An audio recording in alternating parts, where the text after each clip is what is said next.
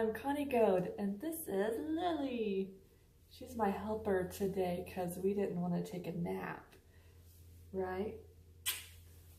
So today I'm going to be answering a question I saw on Dave Ramsey's Complete Guide to Money. He asks at the end of one of his chapters, why do you use debt for emergencies? And I thought about it long and hard, and it's a good question. Why do we use debt for emergencies? Why do we put ourselves further and further and further into debt with credit cards or those 60 days same as cash things or whatever for emergencies? And I'm also going to talk about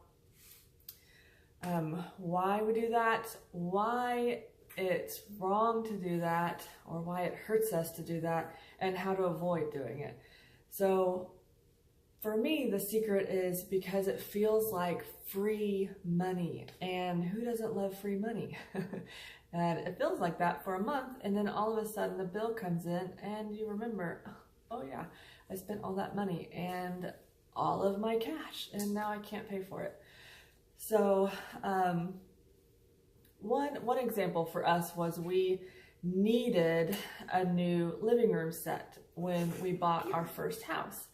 And all we had was one tiny little couch that my husband brought with him that his parents gave to him years ago, and some folding chairs, and that was it. So we had to have a suite to fit in this monstrous living room that we'd never had before, and we didn't have the cash for it, but we could afford a certain amount a month, and they gave us, I want to say 6 months, same as cash.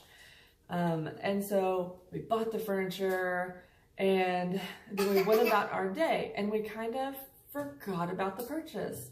So we ate out like usual. We bought clothes, we did our Target runs, or my Target runs, and we just kept spending money like we always spent money, and without a budget. So the end of the month came, and oh, lo and behold, we have no extra cash. So we paid the minimum payment, and we did that month after month after month until the same as cash went away and interest hit and our minimum payment doubled. And then we had to work really hard to pay that off.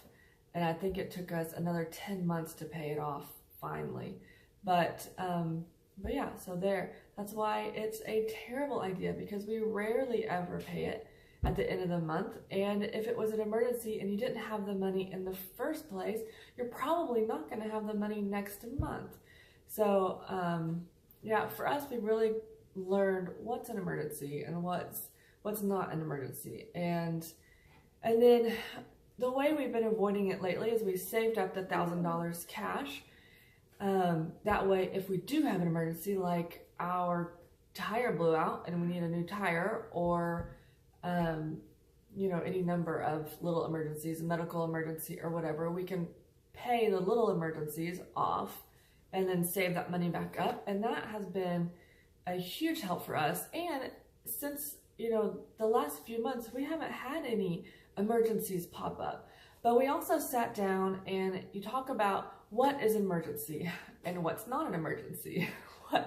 What can we justify spending that $1,000 on, and what do we need to take a second, think about it, and save up for that later on? So a couch set would probably count into one of those we could save for and pay for later. And that flat tire, though, we have one car, so that needs to get fixed immediately, So once you sit down and you decide what's an emergency and what is an I wanna, it makes it a lot easier to not spend your emergency fund on I wannas. So another thing we did was we sat down and we wrote down expenses that come up once a year, twice a year, 3 times a year that we don't really think about on a month-to-month basis. We wrote down when that came up, how much it costs, and if we're going to have it again. So like Terminex is a quarterly thing that comes up. The tags on the car is a once a year thing. You've got your oil changes. We've got Lily in the background. and anything else that you might have subscriptions that aren't monthly, or like HOA dues or whatever, stuff that you know is going to come up. It's going to come up every year, every quarter, whatever, but not monthly, so you can't work it in your monthly budget, and you can't all of a sudden pay $300 worth of HOA dues, or at least we can't. So we set aside what Dave calls, I believe, sinking funds. So each month we put a set dollar amount. Greenies. Each month we put a set dollar amount in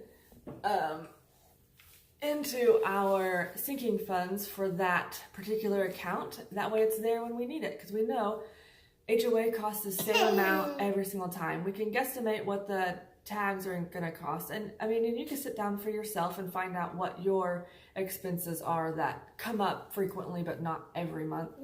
And then another thing I suggest is finding maybe a frugal friend, someone who is doing Dave Ramsey as well, or maybe just has their finances under control a little bit better. And when you feel the urge to go spend $400 at Target or whatever the case may be, call them up and talk to them about, you know, alternatives, or let them hash out with you what, if it's a need or if it's a want, if you're not really sure, if it doesn't fit in one of your categories you have, or if you're married, maybe that's your spouse, maybe that's a parent, maybe that's a friend, or someone at church, or, you know, anybody. Just pick a frugal friend or two and have them on speed dial. That way, when you're out at Target and you're about to do this purchase, call them and have them talk you off the ledge.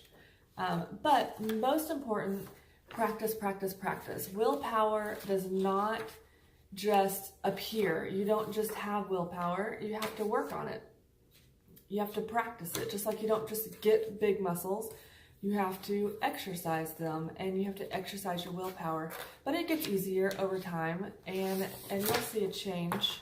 I'm sorry for the distraction, but you'll see a change if you keep practicing, and you'll get better. And I know you can do it, so keep it up. Until next week.